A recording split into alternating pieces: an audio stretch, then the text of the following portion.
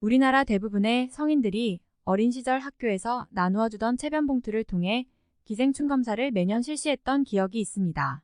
기생충 질환은 과거 수만 년 이전까지 거슬러 올라가는 고대 사회의 여러 사료들에도 나타나고 있듯이 인간과 많은 연관이 있는 질환입니다. 우리나라는 과거 50년에서 60년대 기생충 충난 양성률이 인구의 80에서 90%에 달할 정도로 기생충 질환이 만연하여 소위 기생충 왕국이라고 불린 적도 있었습니다. 1970년 이후 경제개발과 기생충 박멸 사업 등을 통하여 과거에 비해 기생충 감염이 전 국민의 2.6%로 크게 감소하여 선진국 수준에 도달하였으나 여전히 문제가 되고 있습니다.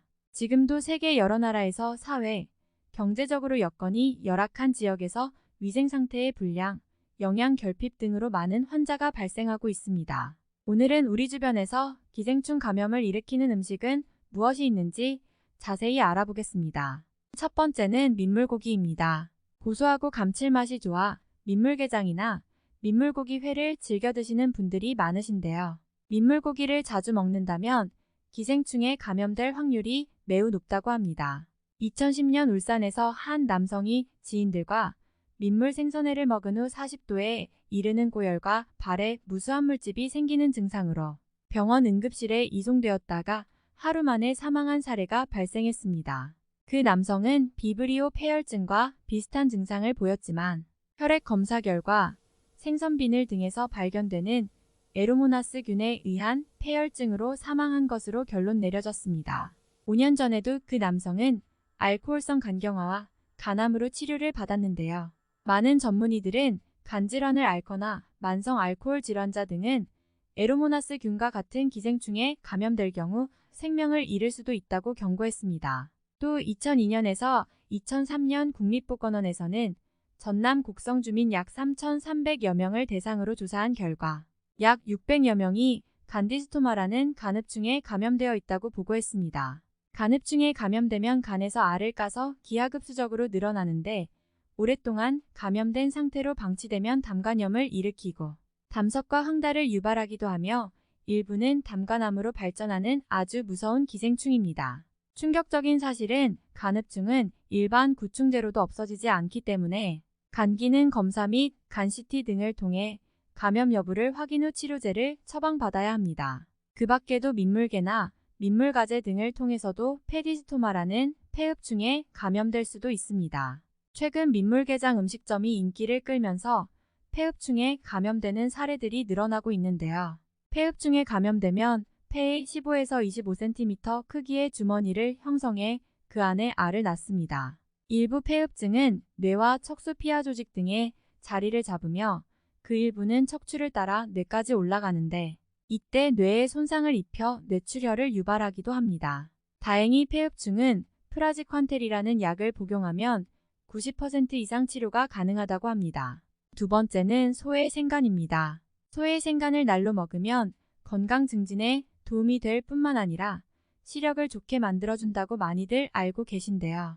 하지만 안타깝게도 이런 효과를 얻기보다는 개회충이라는 기생충에 감염될 가능성이 매우 높아 주의가 필요합니다. 분당 서울대병원 연구팀은 2009년 1월부터 2013년 6월까지 눈 개회충 진단을 받은 환자 100여 명을 대상으로 감염 경로를 파악한 결과 눈 개회충에 감염된 사람 중 약 80%의 사람들이 최근 소해생간을 섭취한 경험이 있다고 합니다. 소해생간 섭취는 감염 위험을 무려 15배 높인다는 것을 확인했다고 보고했습니다.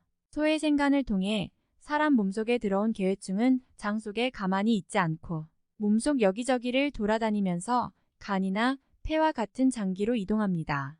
대부분 증상이 없고 시간이 지나면서 유충이 사멸되고 자연 치유되는 것이 보통입니다.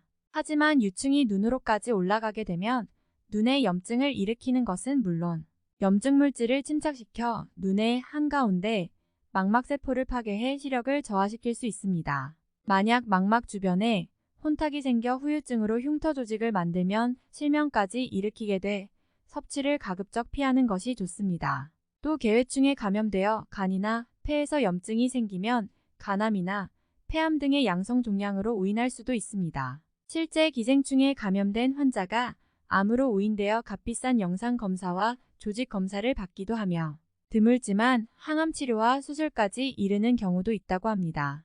빈혈, 어지러움 등의 증상이 나타날 수 있으며 어린이의 경우 항문주의가 가렵다고 호소하기도 합니다.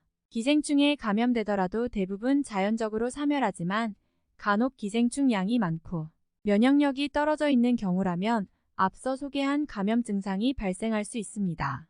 만약 기생충 감염으로 의심되는 증상이 나타난다면 반드시 의료기관을 방문해 검사를 받는 것이 중요합니다. 그리고 몇몇 분들은 1년에 1에서 2회 구충제를 정기적으로 섭취하는 분들이 많으신데요. 전문가들의 의견에 따르면 대부분의 기생충들은 일정 기간이 지나면 자연적으로 사멸되므로 굳이 챙겨 먹지 않아도 된다고 합니다.